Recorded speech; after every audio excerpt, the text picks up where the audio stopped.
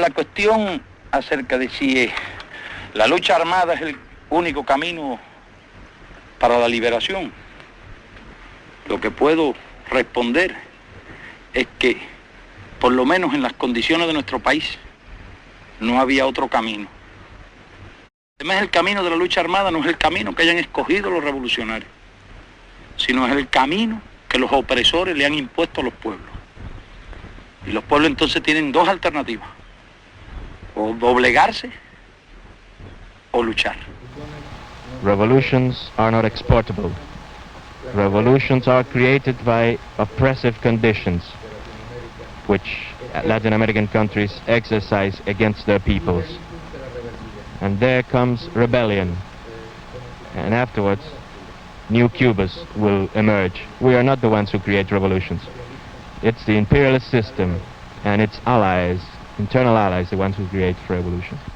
This gulf between the rich and the poor in every country south of the border is the stuff revolutions are made of. Fidel Castro offered Cuba's miserable ones, Cuba's poor, most of whom are the Guajiros, the Cuban peasants. He offered them a better deal. He offered them a better life than they'd ever known before. This group, the Guajiros with their families, make up about half the Cuban population. He told this group, in effect, that his revolution would make what Pope John meant by Christian charity a reality for them. This revolution of Castro's was the first in Cuban history to base its policies and its power on the peasant. They are his main support as the backbone of a revolution new to the Western Hemisphere. When Fulgencio Batista seized power in 1952, Castro came to believe that armed revolt was the only way to restore nationalist pride and basic human rights. In July 1953, Fidel Castro led an army of 125 men in an attack on a Cuban army barracks. The Castro Revolution had begun, but in failure. Most of Castro's force was killed, and Fidel was captured, tried, and sentenced to 15 years in prison.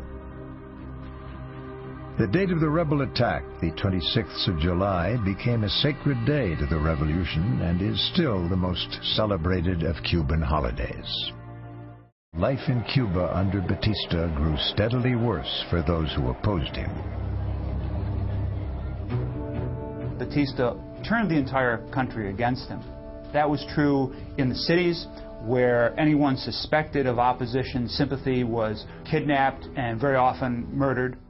And in the countryside, where whole villages were sometimes either massacred or displaced. Batista had become a rich puppet of American business.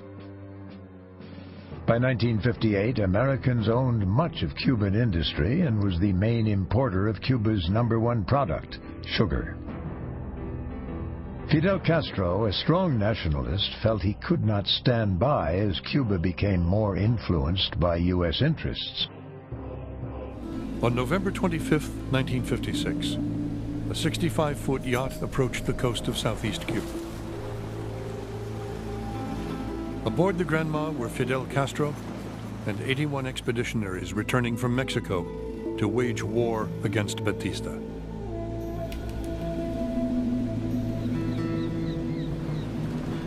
But the Granma had been spotted, and by the time Castro's men landed, Batista's army was waiting.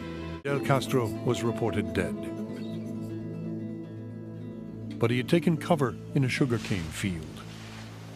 3 days later, unharmed, he began walking towards the mountains.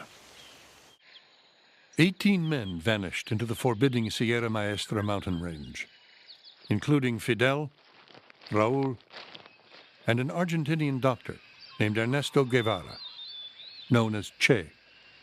3 months later, the rebels reappeared on the front page of the New York Times. These are the jungle fighters, the rebels of Sierra Maestra. Fidel played up his war for an American television audience.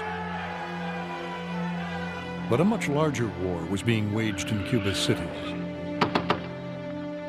In Havana, The Student Revolutionary Directorate stormed the presidential palace in March 1957 in a desperate attempt to assassinate Batista. In Santiago, Cuba's second largest city, the 26th of July movement underground waged a fierce struggle and bore the brunt of the repression. Cubans from all walks of life, rich and poor, businessmen and workers, angry students and grieving mothers, filled the streets of Santiago in a somber demonstration. Batista does a number of things that gradually expand the revolutionary coalition until it includes almost everyone. He's corrupt. He's very repressive. You reach a point in the late 1950s where virtually everyone is opposed to the regime.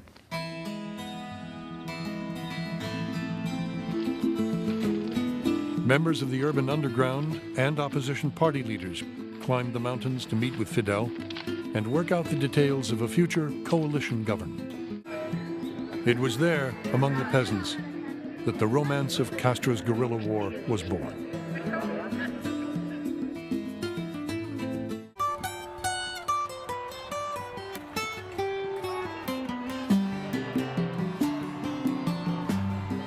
On January 2nd, 1959, Fidel Castro and his rebel army set out from Santiago de Cuba toward Havana, a 600-mile triumphant march along Cuba's central highway. Fidel spoke at every stop. The first thing that people hoped for was honest, democratic government. One of the first acts of the revolutionary government was retribution. In less than 3 months, more than 500 Batistianos were publicly tried and executed.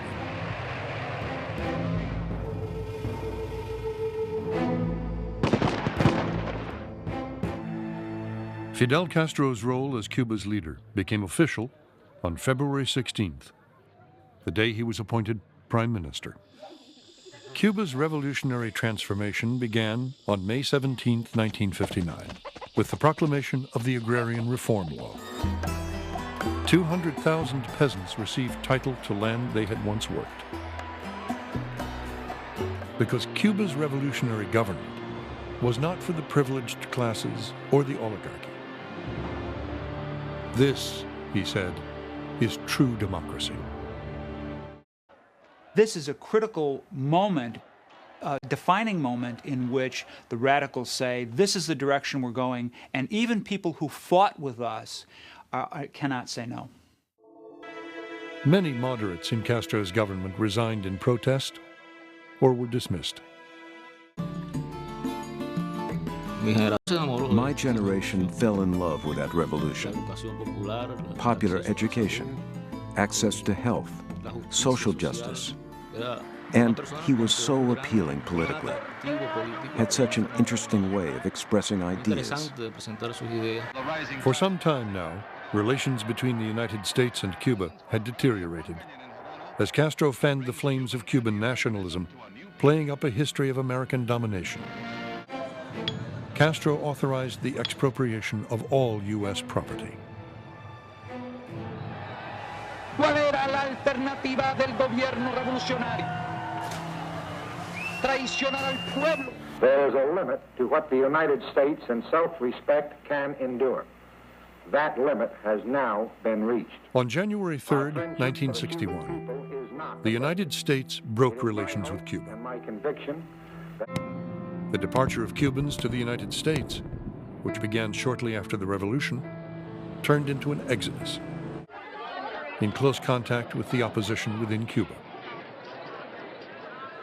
The overwhelming majority of the people who opposed Castro in 1959, 1960, 1961 had opposed Batista. And so they felt doubly aggrieved. They had fought for a free democratic Cuba, and what they got was an emerging dictatorship, the elimination of most private property, and a menacing alliance with the Soviet Union. Whatever happens to Castro in Cuba, or to his revolution in the future, Cuba will never be the same again.